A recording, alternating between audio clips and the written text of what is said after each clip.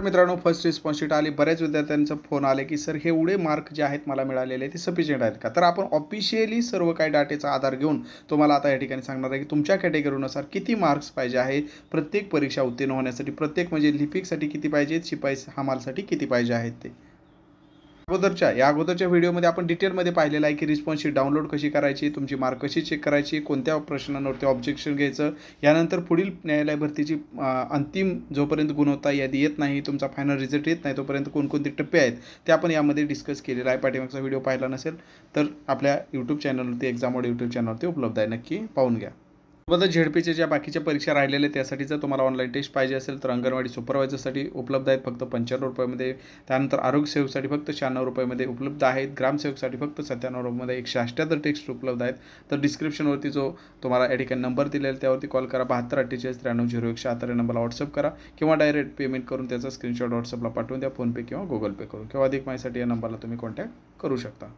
व्हिडिओला सुरुवात करण्यापूर्वी अजून एक गोष्ट की हे जे काय तुम्हाला मार्क मिळालेले आहेत, आज जे तुम्ही रिस्पॉन्स शीट चेक केलेले आहे ते तुमची फायनल नाही. तर आज मी तुम्हाला माहिती देणार आहे ती फायनल देणार आहे, परंतु ही जी तुम्हाला मार्क मिळालेले आहेत आज ते फर्स्ट रिस्पॉन्स शीटनुसार मिळालेले आहेत. आता यानंतर तुमची काय होणार आहे तर यानंतर तुमची सेकंड रिस्पॉन्स शीट येणार. सेकंड रिस्पॉन्स शीट नंतर तुमची काय होणार मित्रांनो, नॉर्मलायझेशन होणार. म्हणजे ज्यांची शिफ्ट अवघड होती, हार्ड होती, त्यांची मार्क काय केली जाणार, वाढवले जाणार. आणि ज्यांची शिफ्ट काय होते मित्रांनो, इजी होती, मॉडरेट होती, त्यांची मार्क काय केली जाणार, कमी केली जाणार. हे नॉर्मलायझेशन त्यानंतर होणार. आणि त्यानंतर तुमचं काय होणार, मग त्यानंतर तुमचं फायनल जी पण गुणवत्ता येते आहे, फायनल रिझल्ट आहे तो तुमचा काय होणार आहे या ठिकाणी डिक्लेअर होणार आहे. तर ही सगळी प्रोसेस. मग ही तुम्हाला जी मी मार्क सांगणार आहे, आज जे तुम्हाला निकष सांगणार आहे किती पाहिजे आहेत, तर ते निकष तुम्हाला काय करणार आहे मित्रांनो, आफ्टर नॉर्मलायझेशन नंतर जे तुम्हाला मार्क मिळतील त्यानुसार सांगणार आहे. त्यामुळे आताच तुम्ही ताण घेऊ नका की मला 8 मार्क आहेत, मी फेल झालो काय, मला 7 मार्क आहेत, 5 मार्क आहेत. मित्रांनो, तुमची 7ची 14 पण होतील आणि तुम्ही या निकषामध्ये बसताल. 8ची तुमची 20 पण होतील, त्या तुम्ही या निकषामध्ये बसताल. त्यामुळे तुम्ही त्याचा काय ताण घेऊ नका. आणि ज्यांना 30 पैकी 30 आहेत, 30 पैकी 28 आहेत, त्यांची कदाचित कमी होऊन 18 पण होतील, त्याची पण काही गॅरंटी नाही. नॉर्मलायझेशन आपल्याला तर सर्वांना माहिती आहे. मग आता या ठिकाणी बघा, या ठिकाणी निकष दिलेले आहेत, त्यांनीच या ठिकाणी स्पष्टपणे निकष दिलेले आहेत मित्रांनो. लघुलेखक श्रेणी 3, कनिष्ठ लिपिक, शिपाई या पदानुसार चाळणी परीक्षा, लघुलेखन चाचणी, टंकलेखन चाचणी, स्वच्छता आणि चापल्य चाचणी आणि मुलाखतीसाठी सामान्य प्रवर्गासाठी 35% गुण. आणि शासनाने म्हणजे प्रत्येक परीक्षा उत्तीर्ण होण्यासाठी असं सांगितलं, प्रत्येक म्हणजे या ठिकाणी जे त्यांनी टप्पे दिलेले आहेत त्या प्रत्येक टप्प्यावरती आपल्याला हे निकष पूर्ण करणं गरजेचं आहे, असा याचा अर्थ काढलेला आहे. मग आता या ठिकाणी जर आपण बघितलं 35% गुण कोणासाठी मित्रांनो, तर या ठिकाणी जर आपण बघितलं तर 35% जे आपल्याला दिलेले आहे ते ओपनसाठी दिलेले आहेत. आणि जर तुम्ही अनुसूचित जातीमध्ये असाल, अनुसूचित जमाती, इतर मागासवर्ग, विशेष मागासवर्ग, तर त्यासाठी 5% म्हणजे 5%ची सूट दिली, म्हणजे 30%च पाहिजेत. आता आपण जर या ठिकाणी बघितलं तर आपला जो लिपिकचा पेपर होता, कोणता मित्रांनो, जर तो लिपिकचा जो पेपर होता तो लिपिकचा पेपर किती मार्काचा होता, 40 गुणांचा होता.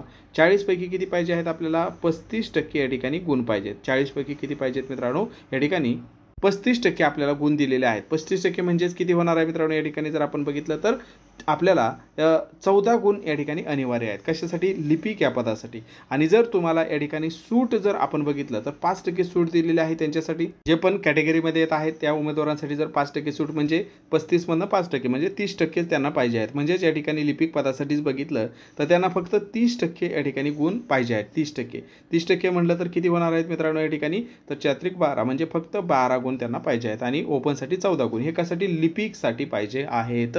हे लक्षात घ्या. काय आहे इथं, परीक्षा उत्तीर्ण होण्याचे. आणि हे त्यांनी जाहिरातीमध्ये स्पष्टपणे दिलेलं आहे, परीक्षा उत्तीर्ण होण्याचे निकष. आता आपण हे पाहिलं की बाबा ओपनसाठी 14 पाहिजे आहेत, कशासाठी, लिपिकसाठी. ओके, कनिष्ठ लिपिकसाठी ओपनसाठी किती पाहिजे आहेत, 14. आणि जर कॅटेगरीमध्ये असाल तर 12 मार्क. आता आपण काय करूया मित्रांनो, शिपाई हमाल या पदासाठी बघूया. ठीक आहे, आता काय करूया आपण, शिपाई हमाल या पदासाठी जर बघितलं तर शिपाईचा पेपर किती मार्काचा होता, तर शिपाईचा पेपर होता मित्रांनो 30 गुणांचा होता. ठीक आहे, 30 गुणांचा होता. आता 30 पैकी जर आपण या ठिकाणी 35% आपण कन्सिडर केलं, ठीक आहे, 30 पैकी जर आपण 35% कन्सिडर केलं तर किती होणार आहे मित्रांनो, 30चे 35% जर आपण केलं तर एक 10.5 ते 11 पाहिजे आहेत आपल्याला. किती पाहिजेत, 10.5 मार्क पाहिजेत. आणि तेच जर आपण या ठिकाणी कॅटेगरीसाठी जर कन्सिडर केलं, ठीक आहे, कॅटेगरीसाठी जर आपण कन्सिडर केलं, 5% जर सूट दिली आपण, ठीक आहे, मग 5% सूट दिली तर किती होणार आहे मित्रांनो, तर या ठिकाणी 35मधनं 5 गेलं तर म्हणजे 30% आपल्याला पाहिजे. 30 ते 30% जर आपण केलं तर 30चे 30% किती येणार आहेत, 9 येणार आहेत.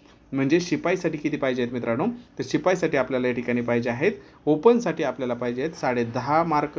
आणि कॅटेगरीमध्ये असाल तर आपल्याला पाहिजे आहेत 9 मार्क. तर हे आपण या ठिकाणी लक्षात ठेवायचं आहे. मग आता आपल्याला स्पष्टपणे समजलं असेल की आपली आता सध्या काय झालेलं आहे मित्रांनो, चाळणी परीक्षा या ठिकाणी झालेली आहे. आता फक्त काय झालेली आहे आपली चाळणी परीक्षा, आणि चाळणी परीक्षेतली आपल्याला रिस्पॉन्स शीट आलेली आहे. त्यापैकी कनिष्ठ लिपिकचा 40 मार्काचा जो पेपर दिला होता, तर ओपनसाठी याला किती पाहिजे आहेत, तर 14 गुण पाहिजे आहेत. कॅटेगरीमध्ये असेल तर 12 गुण पाहिजे आहेत या ठिकाणी. आणि जर आपण लिपिकचा जर पेपर दिला असेल, लिपिकच्या पेपरसाठी जर आपण विचार केला तर आफ्टर नॉर्मलायझेशन आपल्याला या ठिकाणी किती पाहिजे आहेत मित्रांनो, तर या ठिकाणी जर बघितलं याच्यासाठी ओपनसाठी आपल्याला 10.5 पाहिजे आहे. ठीक आहे, 35%. 30चे 35% जर केलं तर किती 10.5. आणि जर कॅटेगरीमध्ये असाल तर 30चे 5% सवलत 30%.